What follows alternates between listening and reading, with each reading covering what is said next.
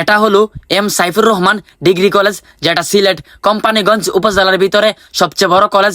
কিন্তু দুঃখের ব্যাপার হলো বছরের পর বছর ধরে এই কলেজটি অবহেলায় পড়ে রয়েছে এবং নতুন কোনো ভবন হইতেছে না, আরো নষ্ট হয়ে যাইতেছে এই কলেজের প্রত্যেকটি দেওয়াল।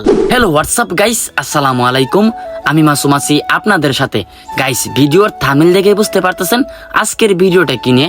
গাইস, আমি আজকে আপনাদেরকে দেখাবো সিলেট জেলার কোম্পানিগঞ্জ উপজেলার ভিতরে সবচেয়ে বড় কলেজ, যেটার নাম হলো M Saifur Rahman degree college.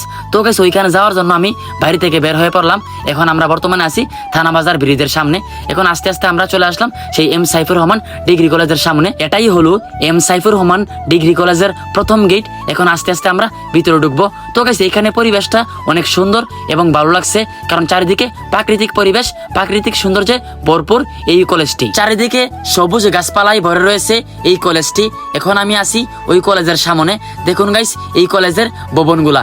এখন গাইস, আমি যাব এই সাইফুর রহমান ডিগ্রি কলেজের মাঠের মাঝখানে, ওইখানে ঘুরে ঘুরে দেখাবো এই জায়গার সবকিছু। গাইস, সাইফুর রহমান কলেজের যে এরিয়াটা আছে এটা কিন্তু অনেক বড়। আমি বর্তমানে আছি এই সাইফুর রহমান কলেজের যে মাঠটি আছে না, এই যে দেখুন সে মাঠটি, এই মাঠটির মাঝখানে আমি আছি। আমি এখন চারিদিক দিয়ে ঘুরবো এবং চারিদিক দিয়ে ঘুরে ঘুরে দেখানোর চেষ্টা করব। এখন আমি যাব, এই যে দেখুন এখানে বাউন্ডারি আছে, আমি এখন ওইখানে যাব। আর গাইস, এই সাইফুর রহমান ডিগ্রি কলেজের এরিয়াটা অনেক বড়, কিন্তু দুঃখের ব্যাপার হলো এই এরিয়াগুলো কাজে লাগানো হয় না, মানে কোনো উন্নতি করা হয় না। বছরের পর বছর হইতেছে এই এরিয়াগুলো কোনো কাজে লাগানো হয় না। দেখুন চারপাশের দিকটা অনেক সুন্দর লাগতেছে।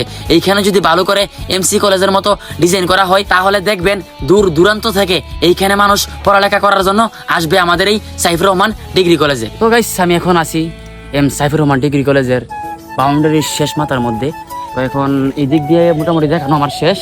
আমি ওই দিক দিয়েও গেছিলাম, ওই দিকেও দেখানো আমার শেষ।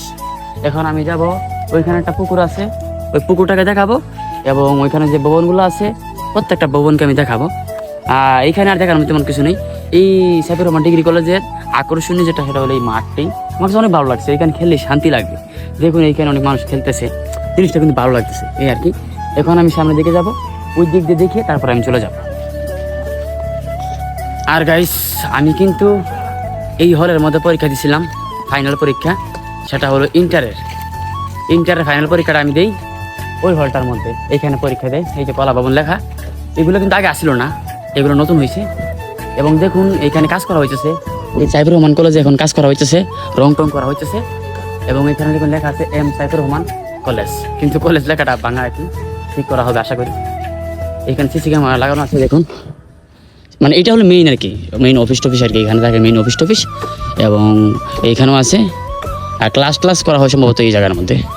তো আমি শুধু পরীক্ষা দিয়েছিলাম, তো পরীক্ষার সময় দিয়েছিলাম, তো ওইটা উপরে 2 তলার মধ্যে আসছিলাম আমি। যদি গাইস প্রাকৃতিক সৌন্দর্যের দিক দিয়ে হিসাব করা হয় তাহলে আমার কাছে মনে হইতেছে এম সাইফুর রহমান ডিগ্রি কলেজটি প্রাকৃতিক সৌন্দর্যের দিক দিয়ে 1 নম্বরে থাকবে। এই সাইফুর রহমান কলেজের সবচেয়ে আকর্ষণীয় এবং সুন্দর একটি জায়গা, যেইখানে আসলে আপনাদের মন ভালো হয়ে যাবে।